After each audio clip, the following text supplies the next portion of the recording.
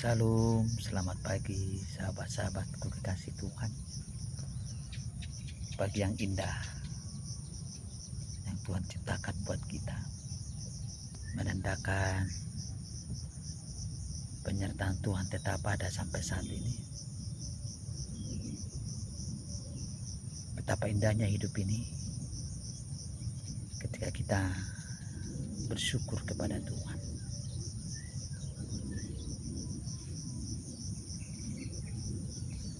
Sahabat-sahabatku,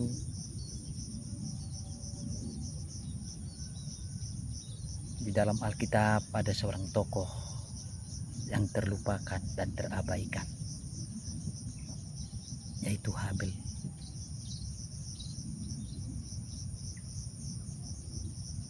Seakan-akan Habel ini tidak bermakna hidupnya, karena berakhir dengan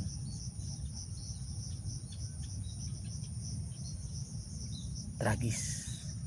Dia dibunuh abangnya sendiri. Sahabat-sahabatku,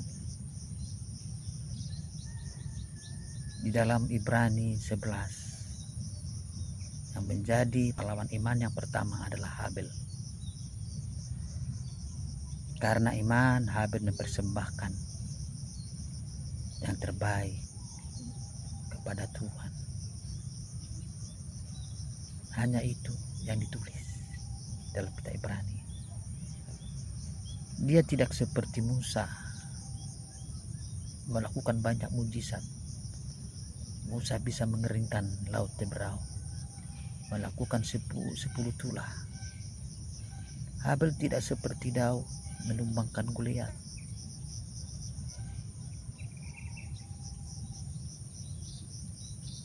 Dia tidak seperti Daniel,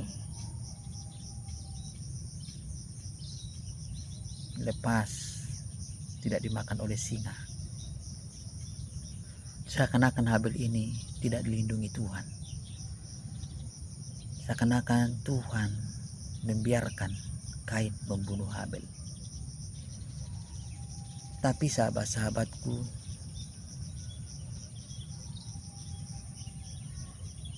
ada satu makna hidup, makna iman yang bisa kita pelajari dari Habel. Yang pertama, dia punya prinsip, mengambil keputusan untuk beriman kepada Tuhan, diekspresikan dengan persembahan yang diberikan kepada Tuhan.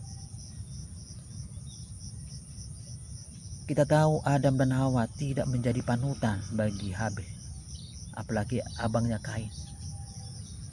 Jadi orang yang pertama beriman di muka bumi ini adalah Habel.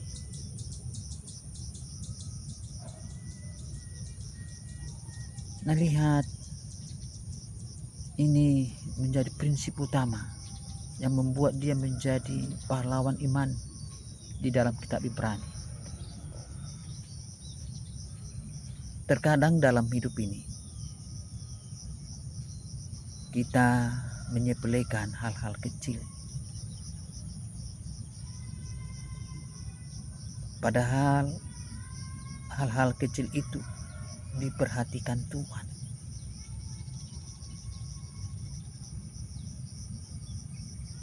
Kita meragukan hal-hal kecil.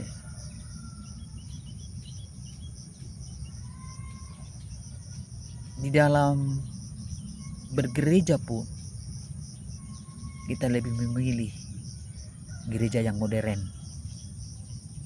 yang penyembahannya luar biasa, yang MC-nya suaranya suara terbaik, dipenuhi dengan fasilitas yang sangat bagus, dan pengkhotbahnya menyuguhkan hal-hal yang lucu, dan dia mendatangkan jemaat ribuan. Seakan-akan itulah pelayanan yang berhasil.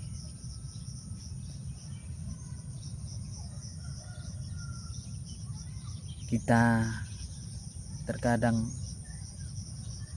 menghakimi gereja-gereja kecil yang seakan-akan tidak bertumbuh. Kita lihat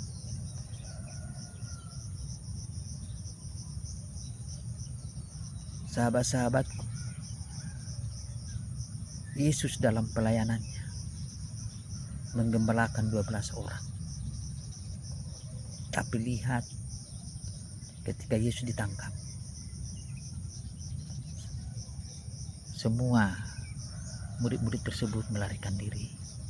Hanya Yohanes yang tinggal. Kalau menjadi standar pelayanan kita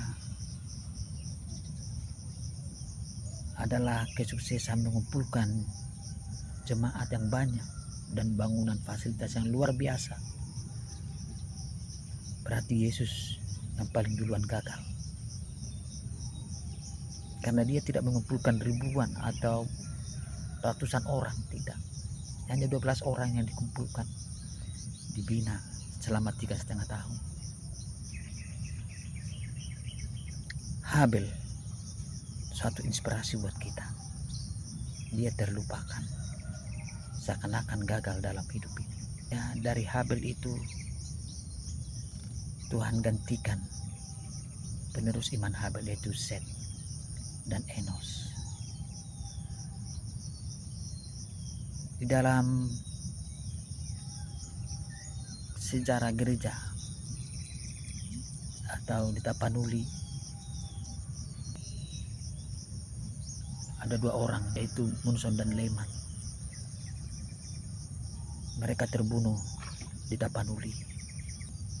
Seakan-akan Tuhan tidak membela mereka. Seakan-akan Tuhan membiarkan mereka dibunuh oleh orang Batak.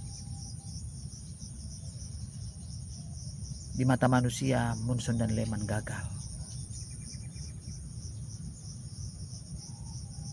Tetapi Tuhan mendesain sedemikian rupa. Setelah Munson dan Leman dibunuh, datanglah Domensen menangkan Tapanuli, orang Batak. Munson dan Leman adalah perintis atau biji yang ditanam di dalam tanah. Demikian juga Habel. Habel adalah biji yang ditanam di tanah dan bertumbuh. Lahirlah Set dan Enos, meneruskan karya Allah di muka bumi ini. Mari Bapak Ibu, sahabat-sahabatku kasih Tuhan, iman itu